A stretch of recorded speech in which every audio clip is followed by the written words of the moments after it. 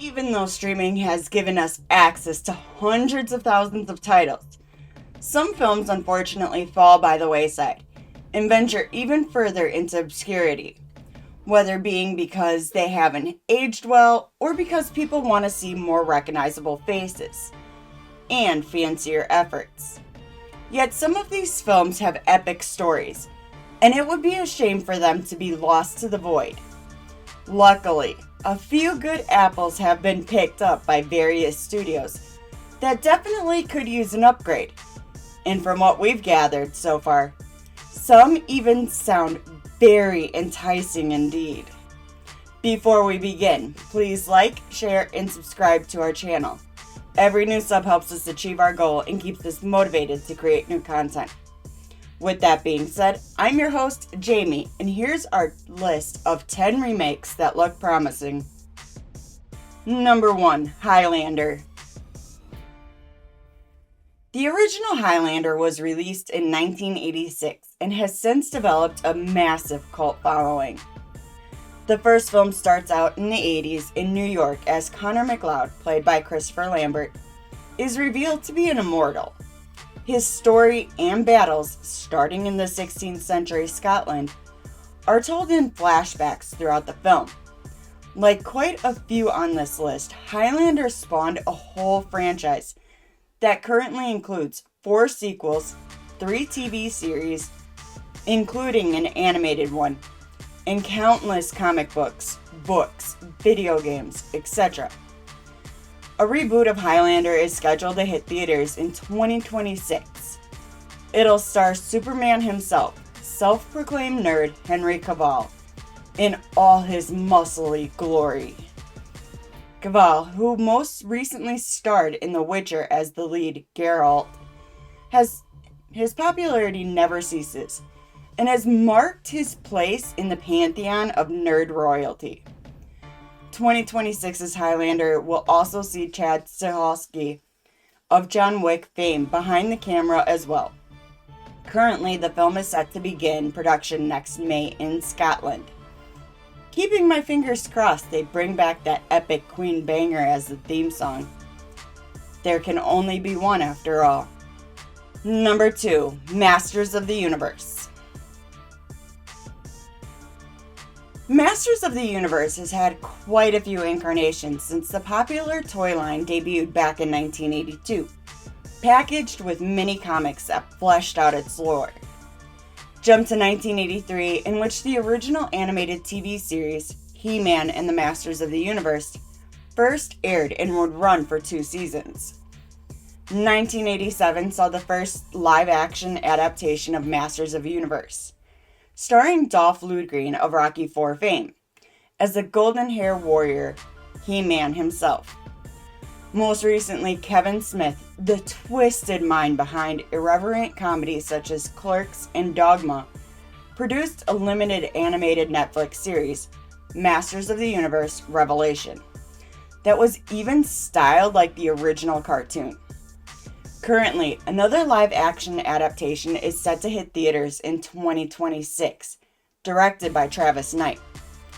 Knight has worked on adaptations before, as he directed 2018's surprisingly poignant and undoubtedly thrilling Bumblebee, which is part of the live-action Transformers universe. The cast so far includes Nicholas Guillotine as He-Man, Camila Mendes as Tila, Alison Brie as Evelyn, and Idris Elba as Man-at-Arms. I know little to nothing about Masters of the Universe and its expansive lore, but the cast and crew excites me. Number 3, Red Sonja. The character Red Sonja was first introduced in the Conan the Barbarian series, and was given her own spin-off film that stars Bridget Nielsen as a titular character. In the original, Sonja is out for vengeance as her entire village was slaughtered. Sword and sorcery has come a long way since the 80s, and in a post-Game of Thrones era, now is the perfect time for a resurgence of the film. Since there is also another Conan film with Arnold Schwarzenegger reprising the role in the pipeline as well, A Red Sonja side story seems like a no-brainer.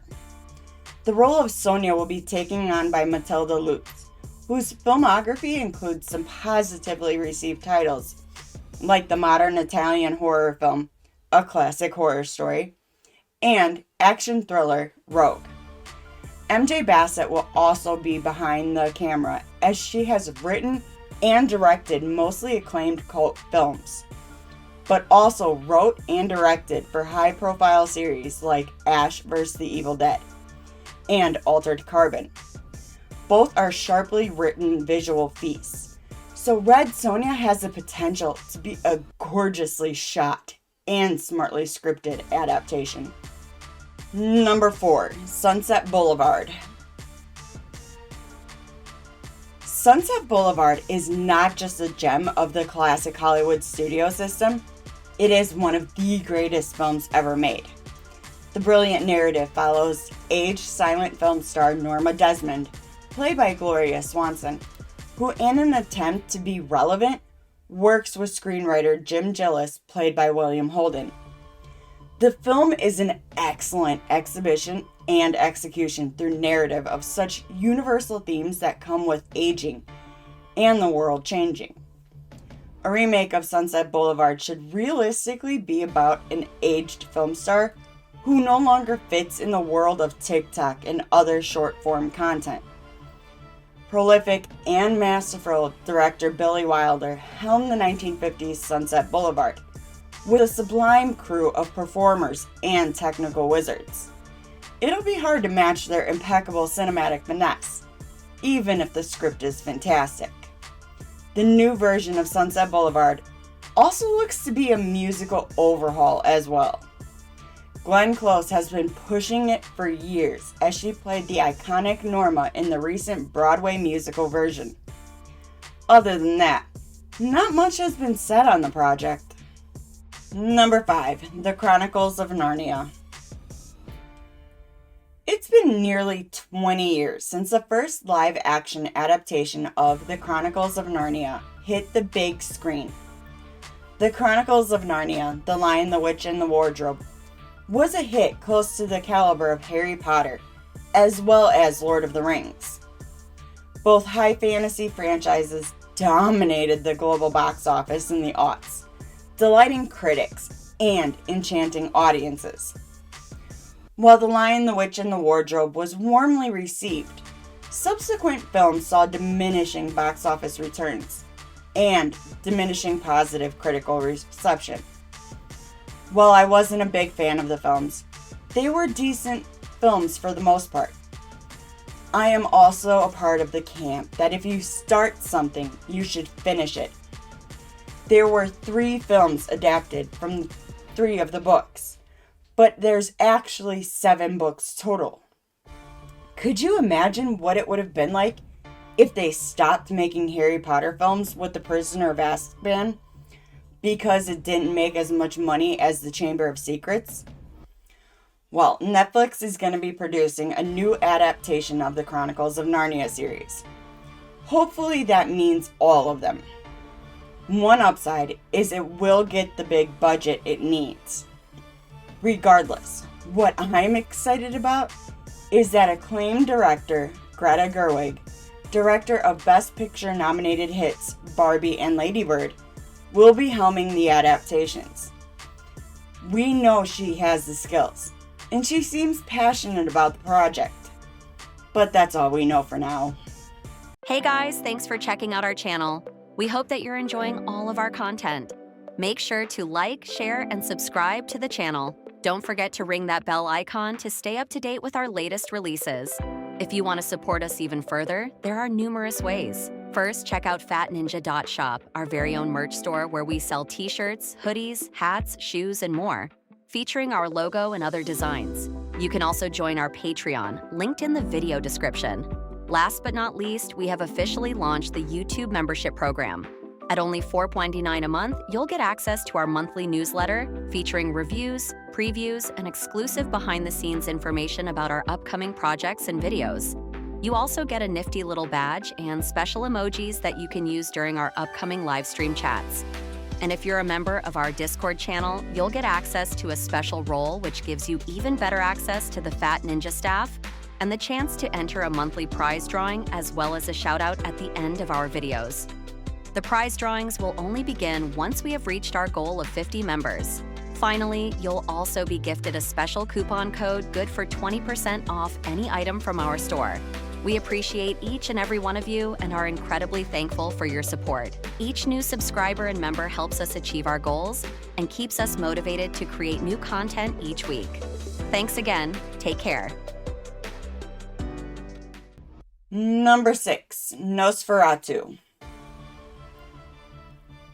The 1922 Nosferatu Symphony of Horror is the quintessential film in the German Expression movement and a classic of horror cinema.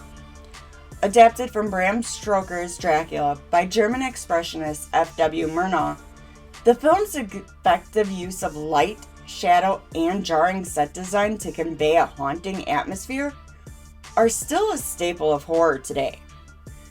Over 50 years later, one of the pioneers of new German cinema, Werner Herzog, would adapt Stoker's book and Murnau's screenplay with Nosferatu the Vampire that would hold as nearly as much weight as the original. 1922's Nosferatu is a straightforward Dracula film, but before Dracula was viewed as exotic or even sensual. The vampire Nosferatu was a monstrous humanoid figure. Max Schreck portrays Count Orlok in what would turn out to be a cinema-defining performance.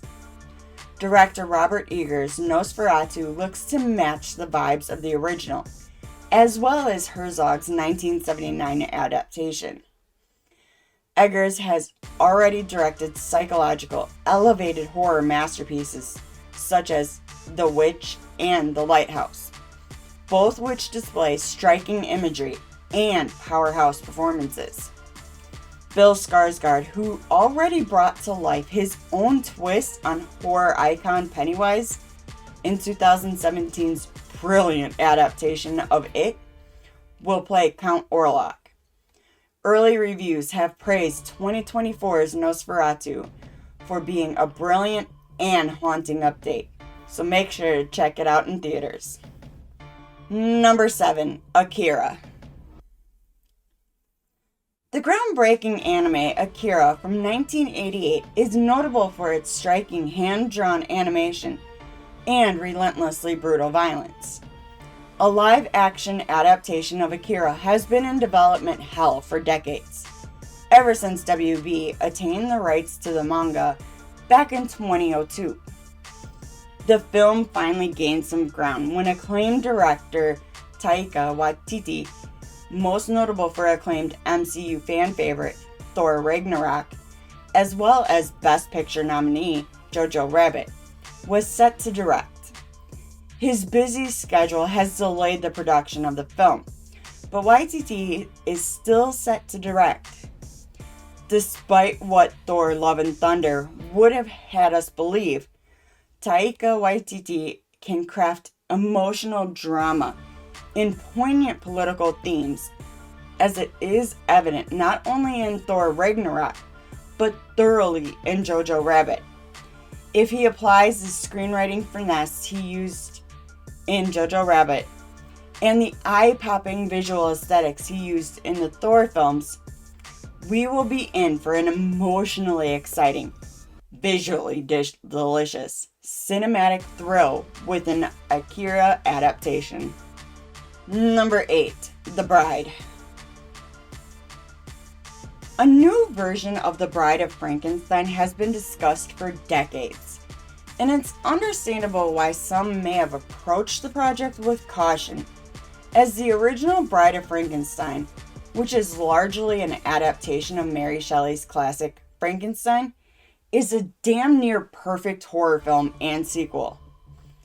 The 2025 adaptation of Mary Shelley's masterpiece will simply be entitled The Bride, directed by Maggie Gyllenhaal. Maggie G is a seasoned and award-winning actress who's been in the business for decades and recently proved herself a fine director with her 2021 film, The Lost Daughter. What's really exciting, at least for me, is The Bride will be a musical adaptation. In the wake of the smash hit Wicked, it'll be interesting to see what heights it will reach. Or it could crash and burn, a la Joker Folie à Deux. Number 9. Stargate. No one could have anticipated in 1994 that an eventual cult sci-fi film, Stargate, relevance would still remain even today. Though a moderate hit on the big screen, Stargate really hit its stride when it was produced as a TV series that began on Showtime and eventually moved to the Sci-Fi Channel. The TV series Stargate SG-1 would build a universe and develop characters far beyond the film.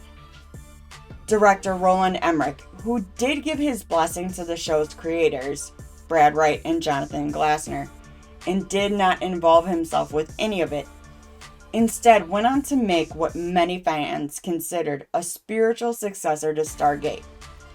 You might be familiar with the film, 1996's Independence Day. Over the years, the showrunners, cast members, producers, and so forth have thrown around the idea of a Stargate sequel, reboot, revival, what have you. But no one could really get anything off the ground. Since Amazon bought MGM, who owns the rights to Stargate, they have been looking to capitalize on any established IP.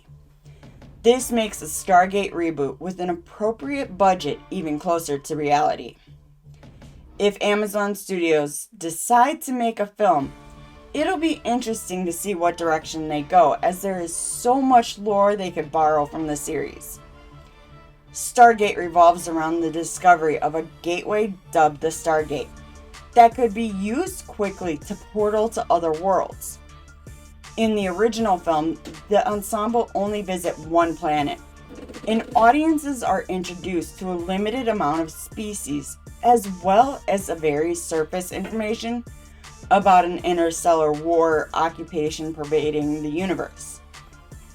I personally think that the studio should make another series in vein of how Star Trek follows up with Star Trek: The Next Generation, as the writers can explore so much more. Stargate fans could only be so lucky. Unfortunately, there is no confirmed information about a new film, and the closest fans have gotten recently was a movie poster that has been recently debunked. Still, fingers crossed on something. Number 10. Barbella. The 1960s saw screen legend Jane Fonda play the titular role of Barbella, and I apologize for the pun. It was just a low-hanging melon fruit. The remake is set to star Hollywood's current obsession, Sydney Sweeney. While many seem to objectify her, she's often poked fun at the bombshell concept and even subverts it by being very openly body positive and calling out the double standards. Sweeney is a good actress, whether you like her from Euphoria, White Lotus, or Immaculate, just to name a few. I think she will have a lot of fun with the iconic role of Barbella. Sweeney has attained enough star and producer power in her career, where she might be able to call quite a few shots on set, making sure there's no funny business. The original Barbella is a campy sci-fi released in 1968. While Jane Fonda definitely defined the role, Sydney Sweeney is taking up the mantle is welcome. The original film is undoubtedly a product of its time, as it is about female empowerment during the second wave of feminism, but still dated in terms of aesthetic. A modern take on Barbella post Me Too in the vein of Barbie could be both poignant and fun. Thanks for checking out the video. Did we leave any films off the list? Let us know in the comments. If you enjoyed the video, please like, share, and subscribe to our channel. Don't forget to tap that bell icon to stay up to date with our latest releases. You can reach out to us on Twitter or X at Studios Fat, or chat with us on Discord, linked below. We're also now on Blue Sky. You can find us at studiosfat.bsky.social, which will also link below. If you're really enjoying our content and want to help support us, click that join button for exclusive content, rewards, and perks. Make sure to check out our very own merch store located at fatninja.shop. All proceeds go towards our next film project, so we'd greatly appreciate it. I've been your host, Jamie. Thanks again. See you in the next one.